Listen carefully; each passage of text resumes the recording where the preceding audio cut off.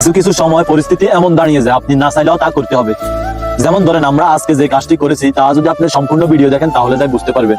এখন মূল বিষয় আসি। প্রথমত আমরা সৌদিদের বাসায় যাওয়ার জন্য যে সামানগুলো প্রয়োজন ওইগুলো সবগুলো গাড়িতে লোড করে নিই এবং কিছু সামান কিনা ছিল তাও কিনে নিই এবং সাথে নাস্তাটাও করে নিই। নাস্তা করে সৌদির বাসায় পৌঁছতে প্রায় আমাদের সময় লাগে আধা ঘন্টা সময় জার্নিং করে সৌদির বাসায় যখন গেলাম, এখন গিয়ে সামান টামান নামানোর পরে যখন উপরের দিকে নিলাম যে কাজ করবো এখানে, তখন যাই হতাশ হয়ে যাই আমরা। যেমন ধরেন একটা ছোট গ্যাপ দিয়ে ধরেন 1 মিটারের গ্যাপ দিয়ে 1.5 মিটারের গ্লাস ঢুকাবো, ভাই এটা কি করে সম্ভব? অসম্ভব কাজটাও কিছু কিছু সময় সম্ভব করে নেওয়া লাগে, এটাই বাস্তবতা।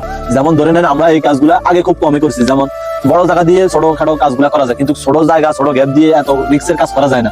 আমরা আজকে সৌদির বাসায় যে স্কোয়ারটি লাগাইছি এই স্কোয়ারটে অনেক লম্বায় মূলত, কিন্তু মাঝখানে একটা পার্টিশন দেওয়া হয়েছে, 2টা গ্লাস করা হয়েছে। তারপর গ্লাসগুলো এত বড় যে উঠানোর কোনো ভয় নেই। পরে দেখেন আমরা একটা সিল্লাম দিয়ে গ্লাসগুলো লাগাইছি, লাগানোর পর আমি একটা ভয়েস দিছি, ভয়েসটা দেখলে বা শুনলে আপনি বুঝতে পারবেন যে। প্রিয় বন্ধুরা দেখেন, এই 2টি গ্যাপের উপরে বসবে গ্লাস, আর গ্লাসটি আমরা উঠাবো এই সিল্লাম দিয়ে। দেখেন কত বড় রিক্সের কাজ করা লাগে।